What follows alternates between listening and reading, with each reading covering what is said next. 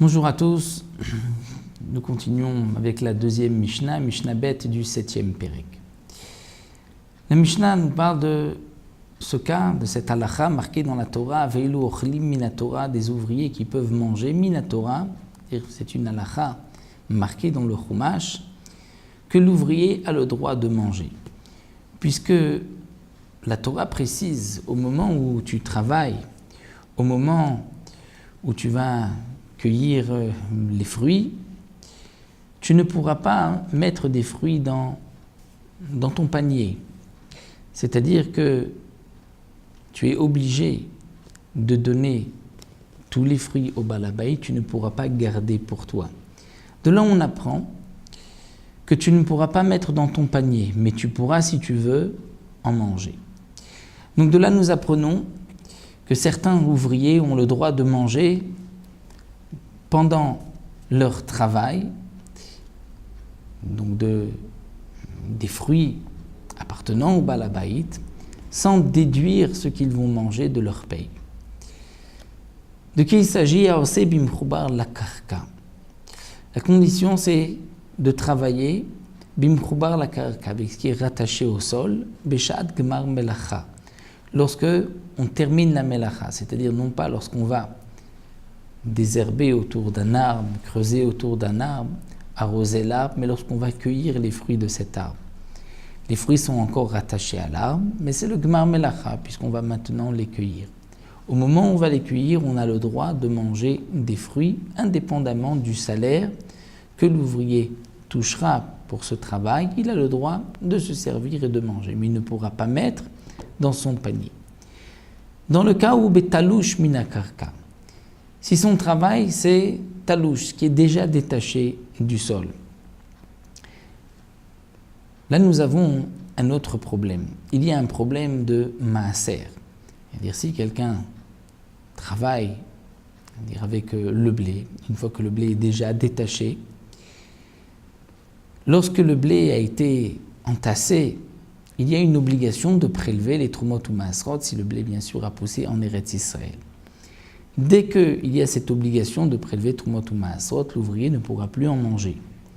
Donc betalouche minakarka, si le travail de cet ouvrier c'est pour quelque chose qui est déjà détaché du sol, il travaille au moment, par exemple, de la disha, dire au moment où on écrase le blé pour le séparer de son écorce.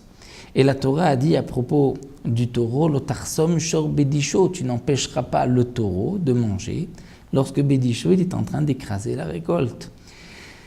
Donc puisque la Torah nous apprend ici à propos du taureau qu'on ne pourra pas l'empêcher de manger, nous apprenons du même pasouk que de même pour l'ouvrier, on ne l'empêchera pas de manger lorsque, par exemple, il écrase la récolte, lui aussi il travaille avec des fruits qui sont détachés du sol, mais à condition que qu'il n'y a pas eu encore le gmar melacha, il n'y a pas encore d'obligation de maaser.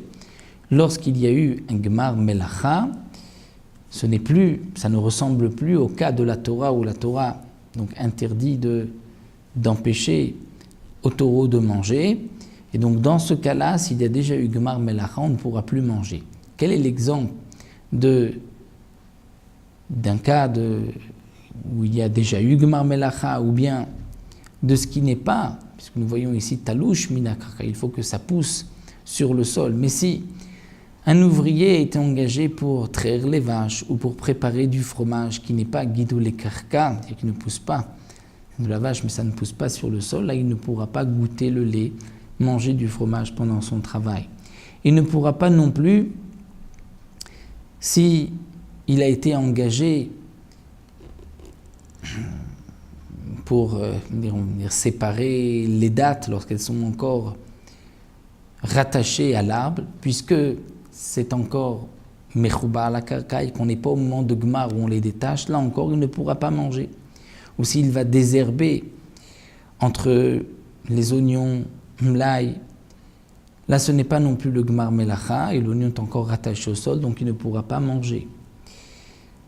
Donc nous avons vu dans la Mishnah, voici les conditions, il faut que ce soit rattaché au sol au moment du Gmar Melacha lorsqu'on le détache.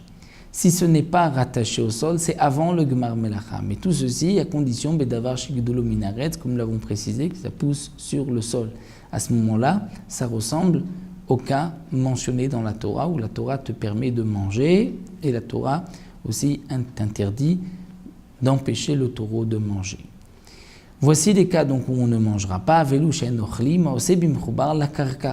Celui qui travaille, donc comme nous l'avons mentionné, bimchoubar la karka, avec des fruits qui sont rattachés au sol, ce n'est pas la fin de la melacha, on ne vient pas les cueillir. S'il désherbe entre les oignons, s'il sépare les dattes alors qu'elles sont encore rattachées.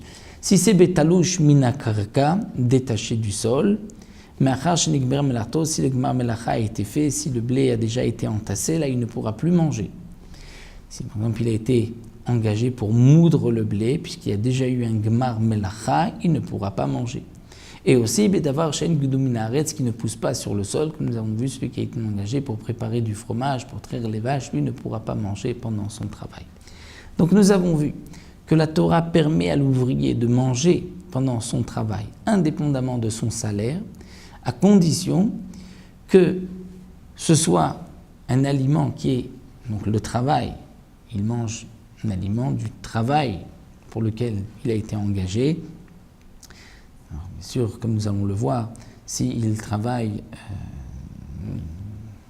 dans les champs à labourer le sol, il ne pourra pas manger des fruits du champ à côté. C'est seulement lorsqu'il travaille avec les fruits de cet arbre.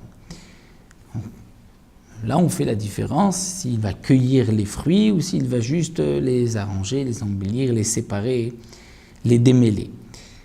Donc la Mishnah nous dit, on pourra manger au moment du travail, indépendamment du salaire, à condition que ce soit un travail qui est rattaché au sol, donc que les aliments sont rattachés au sol, ou que les aliments étaient rattachés au sol.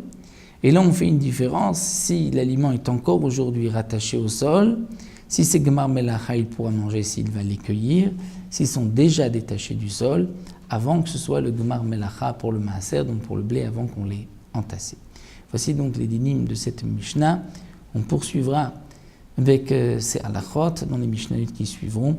Dans quel cas exactement l'ouvrier pourra manger, dans quelles conditions. Nous le verrons Bezrat Hashem dans les Mishnayot qui suivront.